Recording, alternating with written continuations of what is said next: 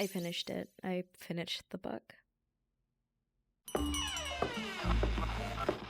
ultimately, I just think that, my lesson in this is that Even if it's not ideal in how I want to rest. I need to. So I read the whole book, and let me just say that the last sentence of the book, it is just as equally important than the first couple paragraphs when starting a book. The ending literally gave me goosebumps, and I'm just like super excited to dig into it. I'm not going to spoil all of the details of the book. I'll certainly spoil the ending in the next episode. But yeah, I highly recommend this book, and I do want to hear from you and your take and your perspective on it. Before I get into it, thanks for joining the Open Book Club. If you are new here, know that it is just that. It's a book club. You can read at your own pace, you can join whenever and say whatever. I do want to say or address that in my previous episode, I was speaking outside of my neck and had a strong opinion about nothing, about It Ends With Us, and I was talking about like the controversy behind it, and boy did I get that wrong. I said that the whole ordeal was about the way Colleen Hoover wrote the book and the tropes that she writes about, and her writing style. And although there are strong opinions about her writing style, the controversy is all about how Blake Lively markets the movie, which I have my own opinion on it. I do think that, you know, you shouldn't walk in with the mindset of it being a romantic movie. It's definitely supposed to be an empowering movie more than anything. It's not all frills and flowers and blooms, okay?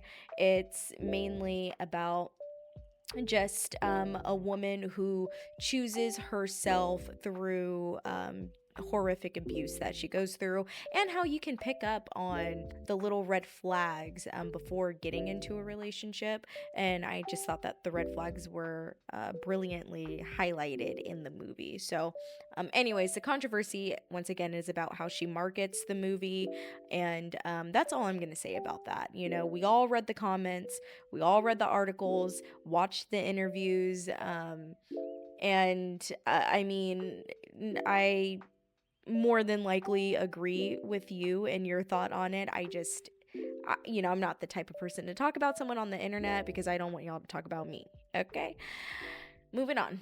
So, the last episode, I alluded the theme of the book Jezebel being take back your power. The reason being is that Jezebel, since 10 years old, understood that she was to be used as a tool simply because she is a woman.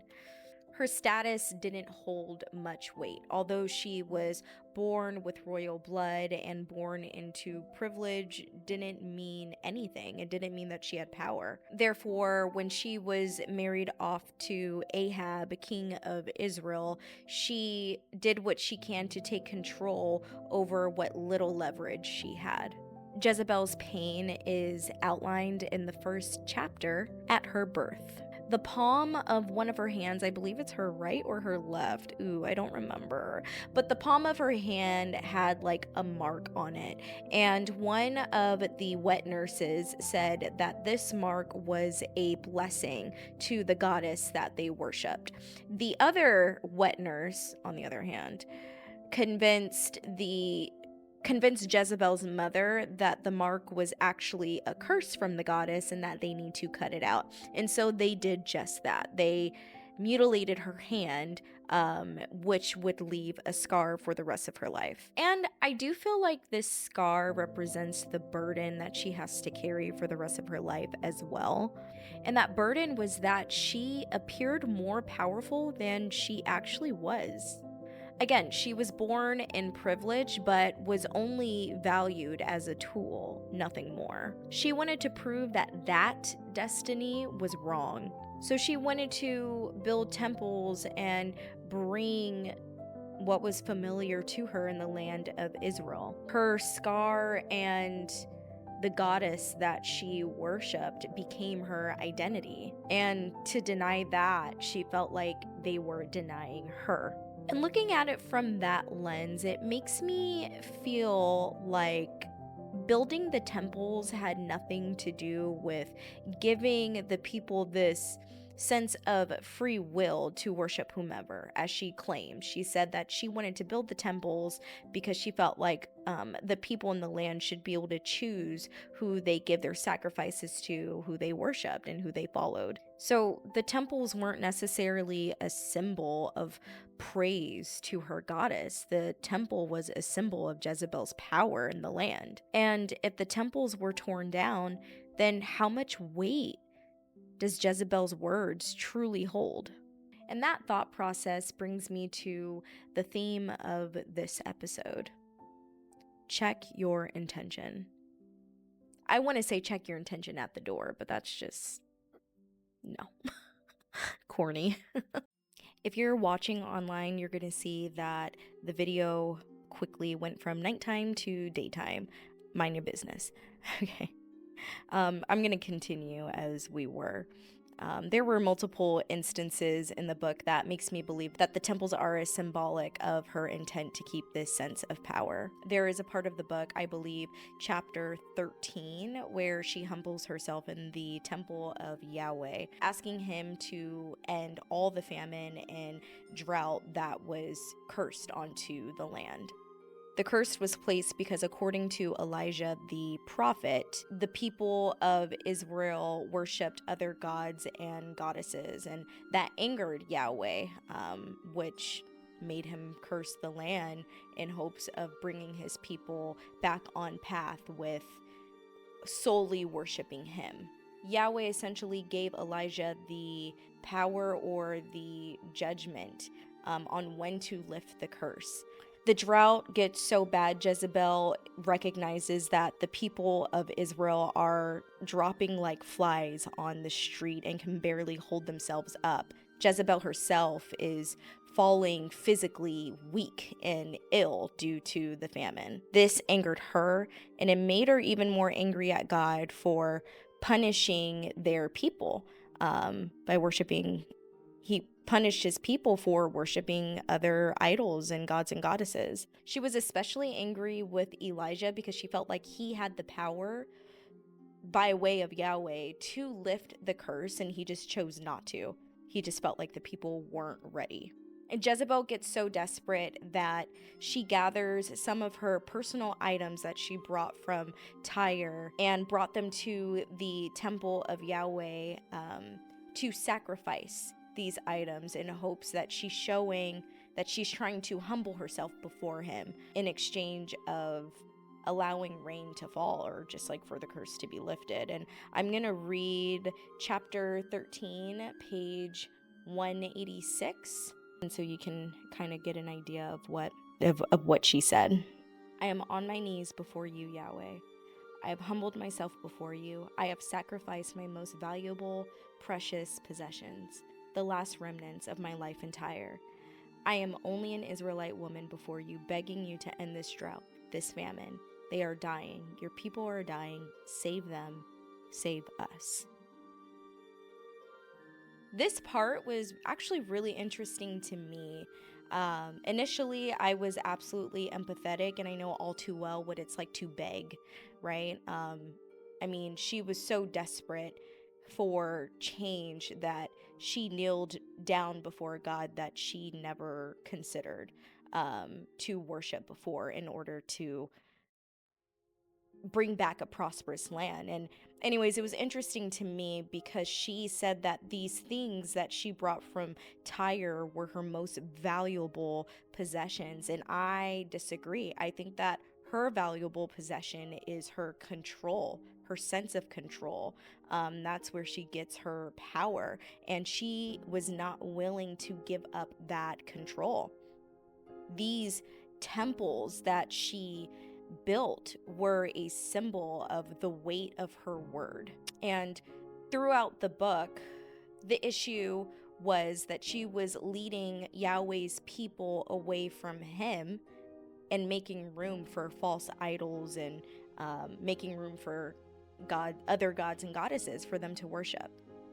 Everyone did tell her that these foreign temples is the root cause of the curse and that it needs to be torn down in order for the curse to be lifted, but she just wasn't budging. And one could argue, worshiping these gods and goddesses and having these temples like any other religion is important to her, but I personally don't see it that way. I don't feel like she wanted to keep the temple because she was a diehard for her goddess. I felt like she wanted to keep it because it was the product of one of her first orders that she successfully rolled out. If she truly cared for these people in her heart of hearts, the way that she claimed to have cared for them when she humbled herself before Yahweh, I feel like she would have agreed to rescind the orders to multiply the temples.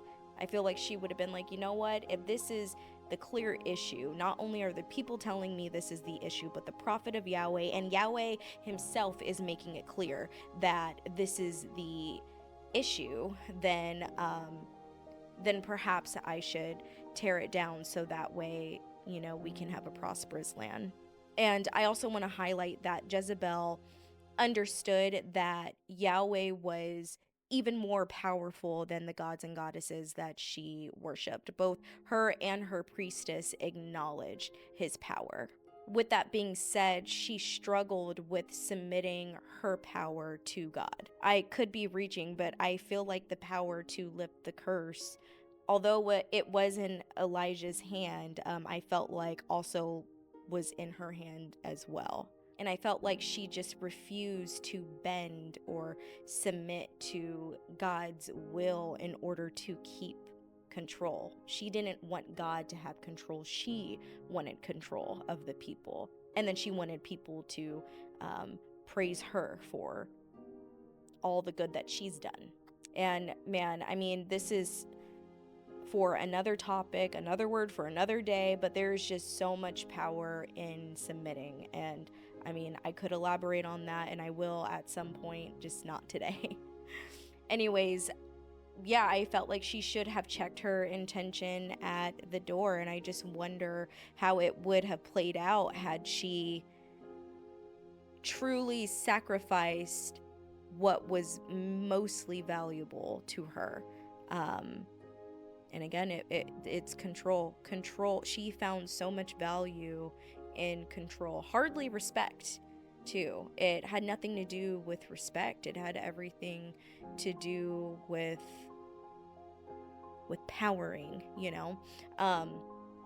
Another thought that actually just came into my head is, I initially struggled with reading about how she had implemented awesome, just like great plans to get an economic flow in the land, and to essentially help build this nation from the ground up. And I was thinking, why not allow the people to have this free will to worship whomever, however, whenever. But again, the point is, I don't know if this is true or not. I just feel like Megan, in a way, was highlighting, well, at least to me, she consistently wrote about how Jezebel wanted to be at the forefront of these positive changes. At one point, she had this internal, either she was talking to her best friend or had this like internal dialogue about how she's like, the goddess Astarte, that's the name of the goddess that she worshipped. She said the goddess Astarte gave them this prosperous land, gave them health and wealth, and the will to live again. Why shouldn't they worship Astarte? And although I feel like her mind was in the right place, her heart wasn't. Because even then, when Elijah was noting down in the scribe of the things that was going on in the land during her time, she did not make it a point to say, I put up the temples of Astarte and wealth came about and the land became prosperous. She wanted to highlight her name and not even the goddess that she was praising. Like, she didn't even want to give the goddess credit. She wanted her name to get the credit. So that's why I say, like, intention is everything. And sometimes when you do things, you could do the greatest thing in the world. You could be a hero, and if you are saving victims all for your name just to be heard and praised, then do you actually care about saving the world, you know? Um, anyway, so in the next episode, I will be giving or saying more spoilers for sure.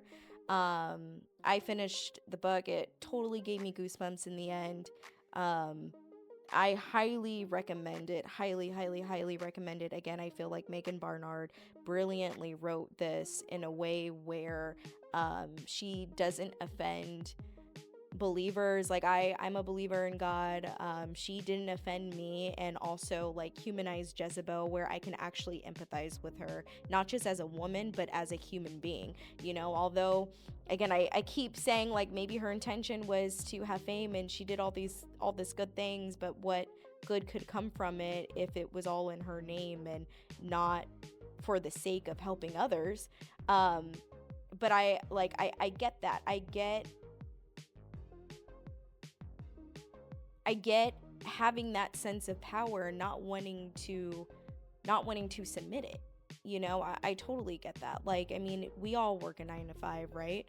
And we all have certain tasks and positions that we want to hold on to, because if we give it up, then we feel like we have nothing and we're useless. And we all, as human beings, want to feel useful.